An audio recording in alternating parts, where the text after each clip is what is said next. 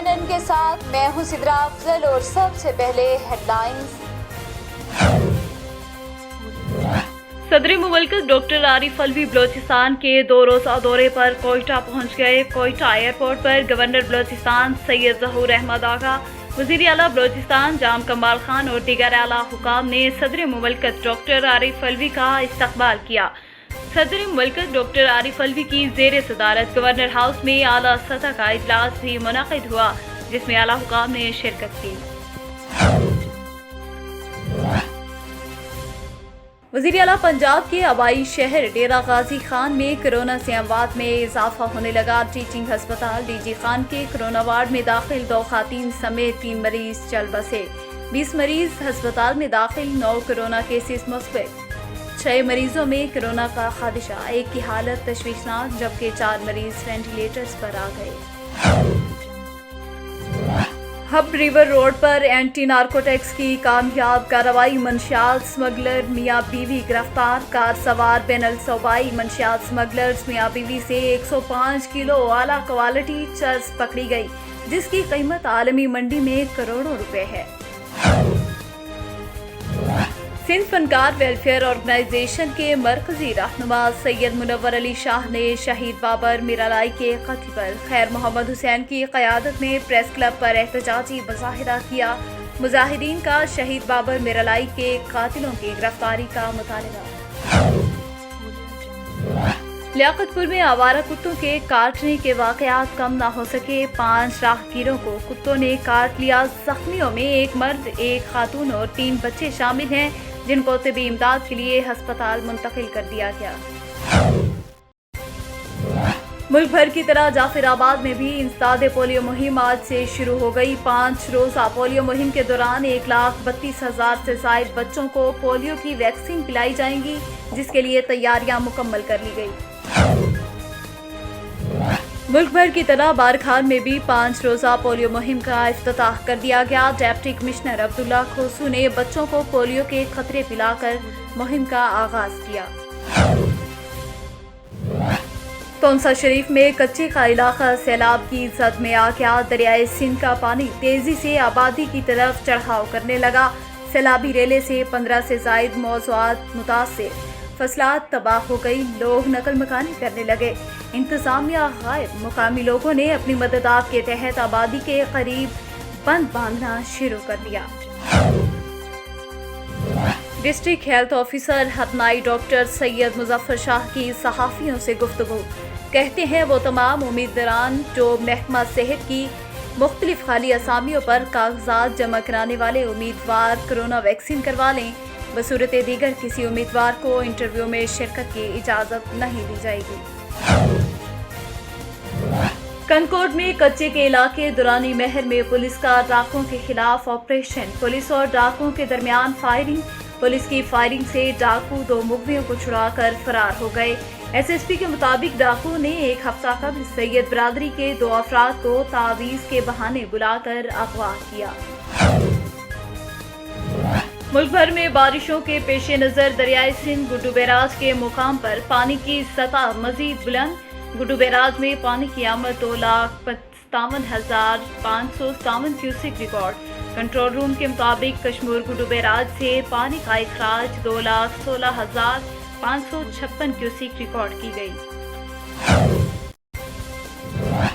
کنکوڈ کے تحصیل تنگوانی میں IHS ملازمین کا نوکری سے برطرف اور تنخواہ نہ ملنے کے خلاف OPD سے بائیکاٹ۔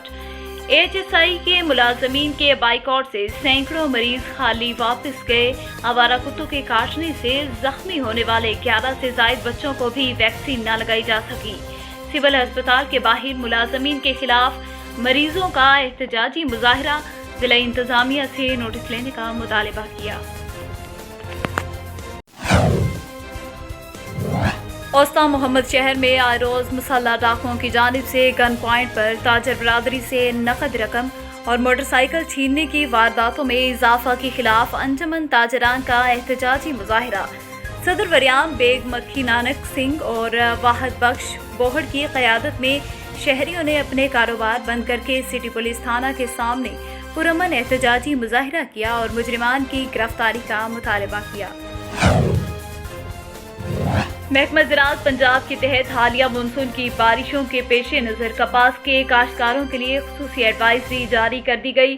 ایڈوائزری میں کپاس کے کاشتکاروں سے کہا گیا کہ وہ فصل سے بارش کے پانی کی نکاسی کے لیے خالی کھیتوں کے علاوہ کماد، دھان اور چارہ جات کی فصلات کا انتخاب کریں یا کسی نشیبی کھیت میں پانی نکال دیں۔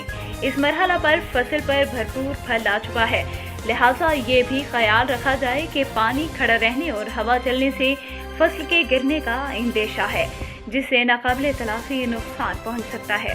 مانسون کے دوران فضائی نمی میں اضافہ کی وجہ سے سب ضلع کی معاشی نقصان دہ حد پر پہنچنے پر محکمانہ سفارش کردہ زرعی زہروں کا سپرے کریں۔ بارشوں کے دوران لشکری سنڈی کے حملہ کے امکانات بڑھ جاتے ہیں، لہٰذا اس کا تذکرات بھی یقینی بنائیں۔ ڈپٹی ڈائریکٹر زرعی اطلاعات پنجاب نوید عصمت کاہلو کا مزید کہنا تھا کہ محکمہ زراعت کی فیلڈ فارمیشن ہائی الرٹ ہیں اور ایڈوائزری کے مطابق کپاس کے کاشتکاروں کی فنی رہنمائی کر رہی ہیں۔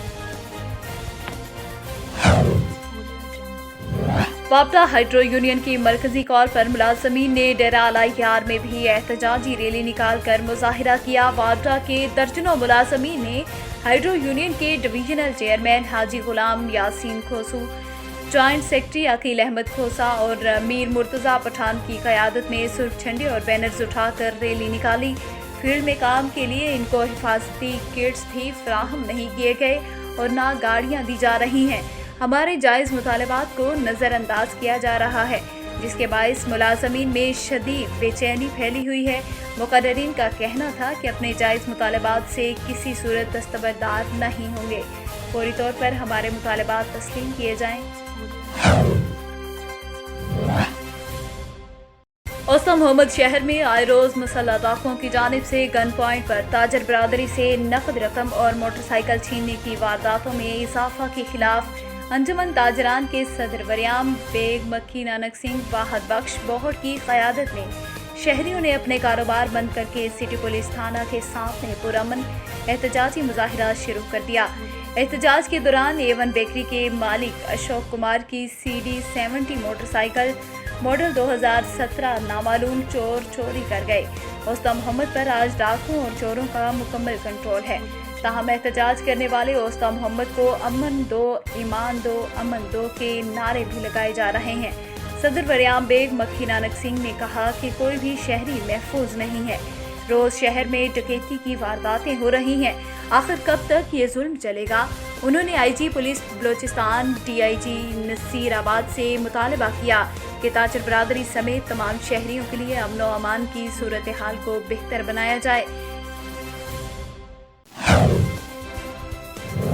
پاکستان مسلم لیگ کاف یوتھ ونگ کے مرکزی جوائنٹ سیکرٹری علی اصغر چشتی کا پاکستان کے نامور کامیڈین اداکار سعید خان رنگیلا کی صاحبزادی سابقہ MP اور ڈائریکٹر رحمان فاؤنڈیشن فریحہ دیبا سے ان کے آفس میں ملاقات۔ رحمان فاؤنڈیشن کے ڈائلائسس سینٹر کا وزٹ کروایا۔